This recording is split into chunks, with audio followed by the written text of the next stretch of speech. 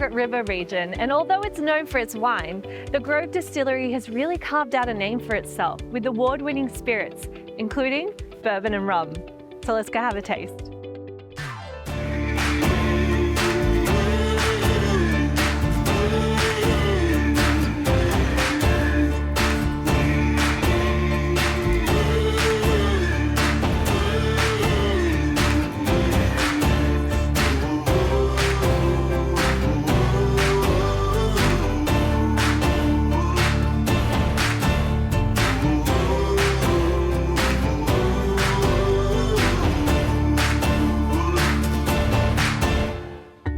I'm continuing my journey down the west coast of Australia, and today I'm half an hour south of Busselton, in the Margaret River wine region.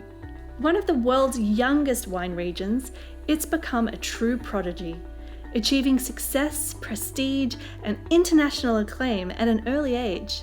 Known for its Cabernet Sauvignon and Chardonnay, its vines are grown in some of the most ancient soils on earth.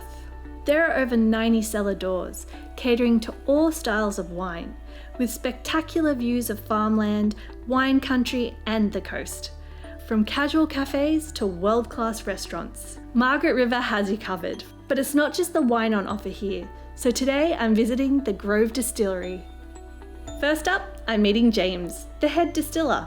James, you're head distiller here at the Grove Distillery. How long have you been here? I've been here a little over 10 years. Yeah, and I detect an accent. I'm originally from Alaska, actually. Lovely. How did you find your way here to Margaret River?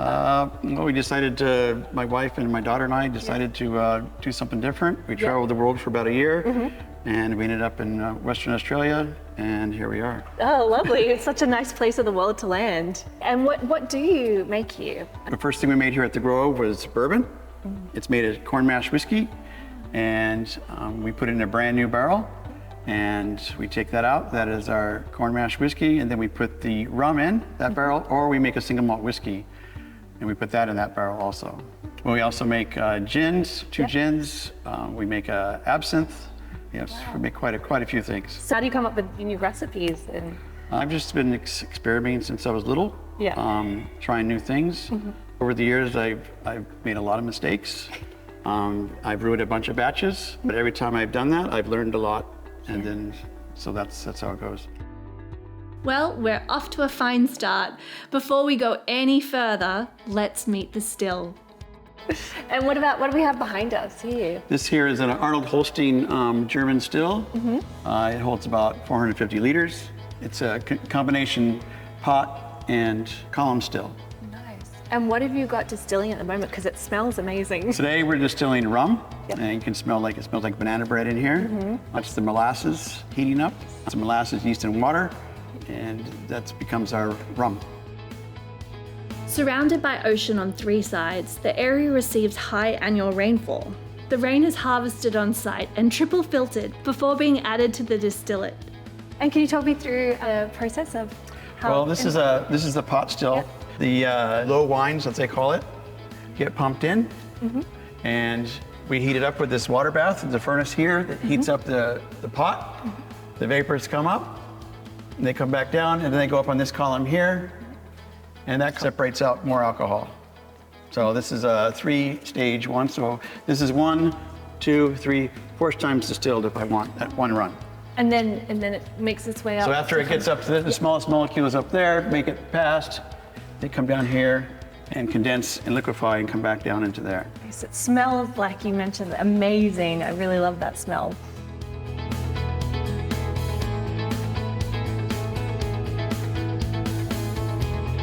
So what percentage is it at right now? This is around 88% alcohol at this moment. That is delicious. And I know it's stronger than maybe it'll end up being, but it's still delicious, so it's a good sign. Before we go any further, I think we need to have a taste. So it's down to the bar. First up, how about some rum? And so James, we've got a Caribbean spiced rum here. Is that one of your favorites? Yes, it is my favorite one. Yeah. I've been making this one a long time. And it's got its own medal. Yes, that won a double gold and best in show in San Francisco. How amazing. That year was probably the best spiced rum in the world. What spices have you put into the rum? There's a lot of spices, cardamom, cinnamon, nutmeg, vanilla. It goes on and on. Some secrets. Yes. Secret recipe. Well, should we have a taste? Sure. Yeah. Great. Yeah. Definitely can smell some of that cinnamon and cardamom you said as well.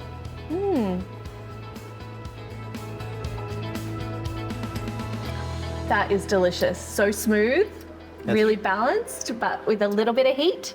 Yeah, it's one of my favorites. Beautiful color as well. Delicious. Back in the distillery, James is giving me a run through of all the different grains that can be used to distill. So these are some of the ingredients? Yes. Is that right? These are the grains we make our corn whiskey. It's 70% corn, about 20% rye, and about 10% barley.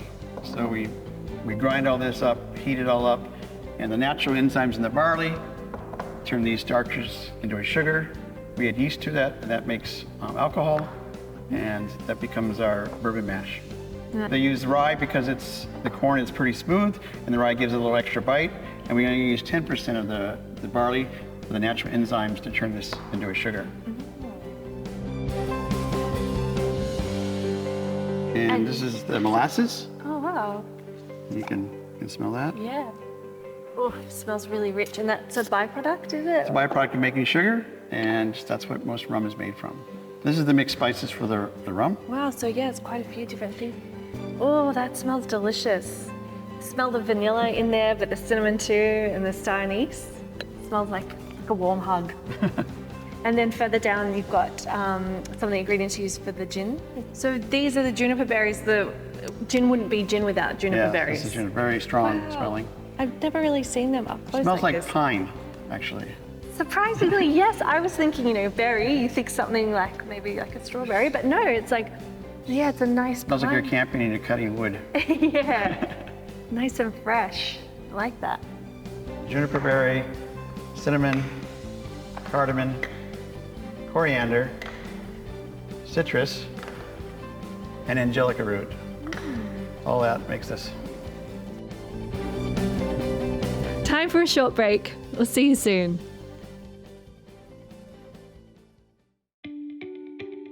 I'm at the Grove Distillery in the Margaret River region, where James is walking me through his distilling philosophy. So James, you're head distiller now, but how did it all start for you? How did you start distilling? I started distilling by trying to fix my parents' and neighbors' bad wine. I found a book that you could distill it to make brandy. So I did that, and I had to find someone to try it, and it was awful. And I did it twice, and it was still awful. And that's when I realized you can only taste the water. How interesting. And so has that really informed you? So the alcohol is the same chemical, no matter where it is. But what you surround that alcohol with, the flavor of it, is what it's going to taste like. When you distill it, you're distilling the water and the alcohol comes up first, and then the water comes up a little bit. That water that comes down through is what it's going to taste like. So if you flavor that water with molasses, it's got rum. You flavor it with wheat or with barley, you have whiskey. So it was all from that childhood experience of just trying to improve that bad wine. What was I doing in my childhood? Wasted. And what piqued your interest about spirits? It was mainly the science on how it works. So it was always a passion to get people to have the best drop they can possibly have. But yes, Yeah. I know you can always make something better. And now for something we've not come across so far, maple-infused whiskey. Okay, now this must be a crowd pleaser here. Yes, so this is the maple infused bourbon. Yeah? First, we take a barrel of bourbon and we dump that barrel into a tank, and we fill up the barrel with close to $2,000 worth of maple syrup from Canada. We fill that barrel up, and then we let it sit, and then we end up with maple syrup out of that barrel. Then we take the bourbon that was in the tank, we put it back into that barrel, and that becomes the maple syrup barrel. And how long do you let it infuse in there for? It sits in there like 4 or 5 months in a warm room, and then it pulls out those maple flavors. Lovely. So you want to try some? I'd love to. So is the effect on the bourbon, it just gives it a little bit more of a sweetness? Yeah, it gives it more of a sweetness and a unique flavor. And people drink this neat, but can they drink it any other ways? Maybe you can drink it neat or with an ice cube. Yeah? Is enough. All right. Try it. Cheers.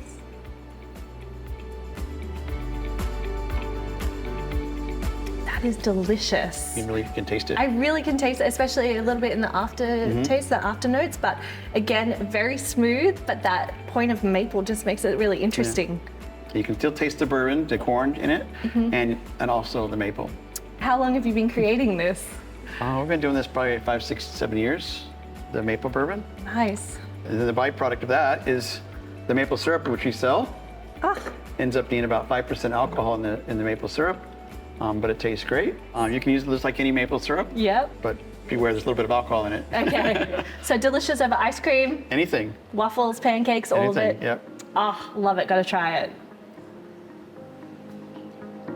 It's really thick and gorgeous, and yeah, a little hint of that bourbon in there, but it definitely a lovely maple syrup. Yep. Back in the distillery, James is walking me through the barrel aging process. So I noticed you've got some barrels here. What are they being Those are called? 50-liter barrels. First we make bourbon, corn mash whiskey, and then we take that bourbon out, and then we put our rum in. But to get a bourbon barrel, you need a brand new, one-time use American oak barrel. And ours here are made in Queensland from American oak, and a heavy number 4 char. And then once we have that barrel to make the bourbon, now we have the same barrel to make our rum and our whiskeys.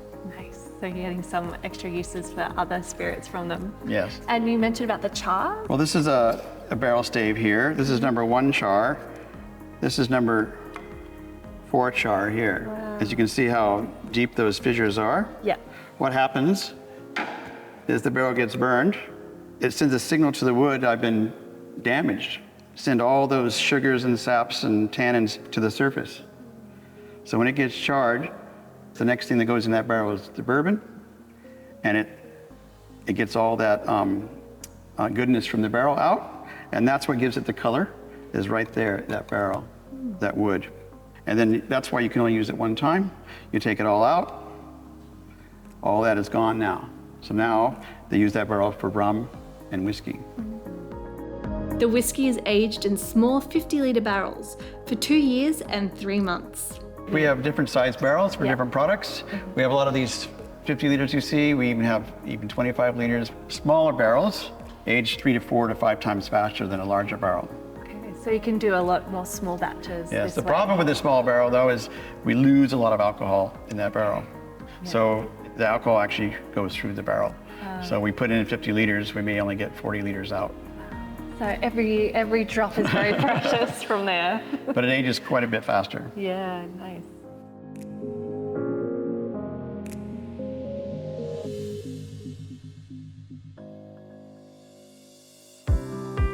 So James, I saw how you produced all of your spirits up there, so I'm very eager to have a taste. This here is after the fire single malt whiskey blend. We had a stillhouse fire, and we had very limited barrels and limited stock. And so this was a combination of different barrels that we used after the fire. So was this a result of you actually going in and rescuing whatever you could? No, this was, we didn't have an operation of the still, so we combined some barrels together to make this release. So it must be a very limited and So, yeah. one-time only release. Yeah, it's probably close to 20 small barrels into one barrel.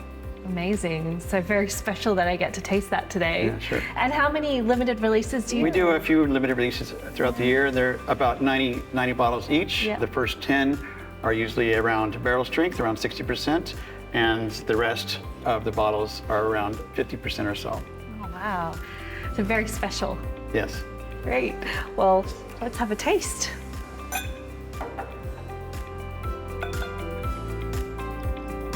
So when you mean small batch, you mean actually really small batch? Really small batch. Lovely. So what are the fragrances that I'm smelling? You can smell a little bit of the oak, toffee. You can smell a little bit of toffee in there, Yep. a little bit of orange, Yeah, it's a really interesting mix there. and you can taste. Okay. Oh, that's delicious. Get a little bit of smokiness too again there Yeah, too. just that touch of smokiness. It just really accentuates everything else. It's nice balance. And still sweet. Still sweet and very drinkable, which is probably the most important bit. Yeah, and there's a lot of different flavors combined in there. Yeah. And at different temperatures it'll change. And you can actually add a little bit of water to it. Yep. It'll change again. Lovely. So how do you prefer to drink it? I like Neat? it. I like it just neat. So you mentioned this is single malt. So what exactly does that mean? At this distillery, we use just one malt, and it's Australian barley. Lovely. And the bottle itself looks gorgeous, and the label too. Could you tell me about the design? Well, it's a handwritten calligraphy label, Lovely. and it's all done here at the Grove by hand. Wow, it's a lot of care put into the contents of the bottle, but also the bottle itself. It's Yes. gorgeous. Lovely result. Cheers. Delicious. Cheers.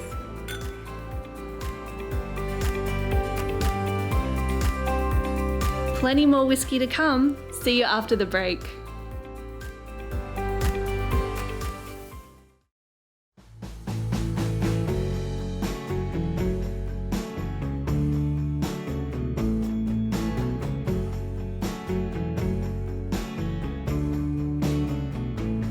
James, we're in a well-known wine region, but you are making delicious spirits. Are you one of the first?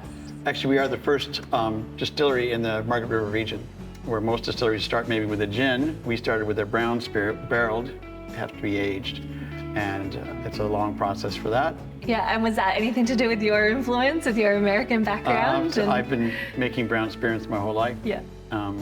And it's a lot more exciting than white spirits to me. There's a lot more craft, I think, involved in it, and you know, it takes a lot of time, but I think the product is really good. I think it's high time we had a taste. So the Grove is in such a beautiful place of Australia. Do you take advantage of some of the local ingredients? Yeah, this one right here is our honey bourbon.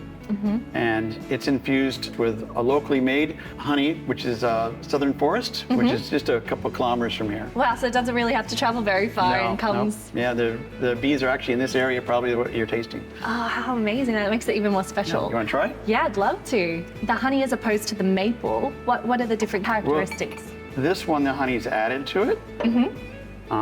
So it's a bit of a different process. Yeah, so it's a little bit sweeter, but it's the only other ingredient besides the bourbon. And do you think this opens it up to people that maybe don't classify themselves as bourbon drinkers? Yeah, it opens up? it's not a liqueur, but it's a full whiskey. Yeah. But it's very smooth and very tasty. Okay, I'm really excited to try. You can smell the honey? Yeah, definitely can smell that honey in there.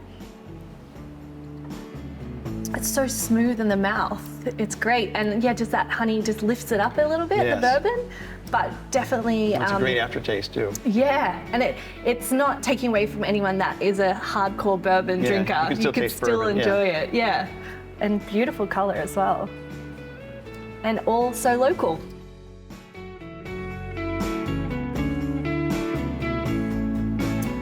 So smooth. It's not just whiskey and bourbon on offer, there's also plenty of gins. Yeah, we have two gins. This is our regular gin, and this is our strawberry gin.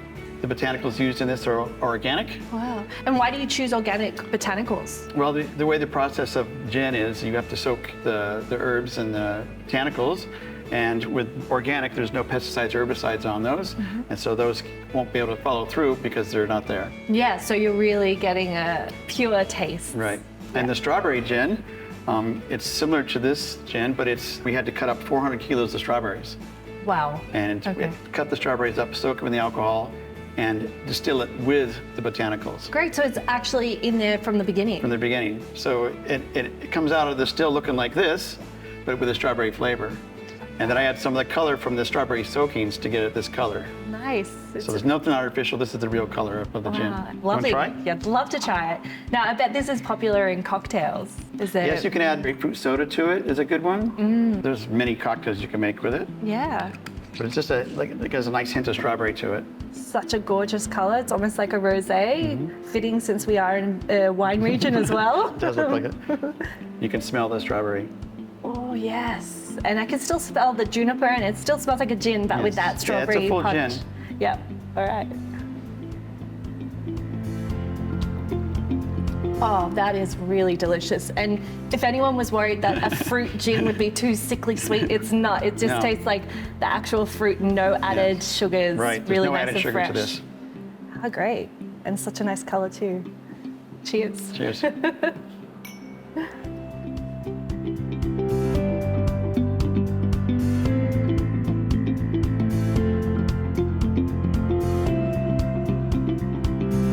Yeah, we have different also liqueurs. We have 4 rums, we have 4 bourbons, we have 3 single malt whiskeys, we have 3 vodkas, and we also have an absinthe. Wow. So it's something for everyone here, Yes. really. You can find something. If you want something, you'll find it here. That's great. James, thank you so much for walking me through. You're welcome. I don't think I could pick a favorite. They were all very delicious. It's actually hard to. It is. Well, cheers to that. Cheers. Well, that was a lot of spirits. Next time on Last Drinks, I'm heading down to Cowaramop, the town of cows. I'll be checking out Cowaramop Brewing and also visiting Eagles Heritage Sanctuary for a few very special encounters. We'll see you then.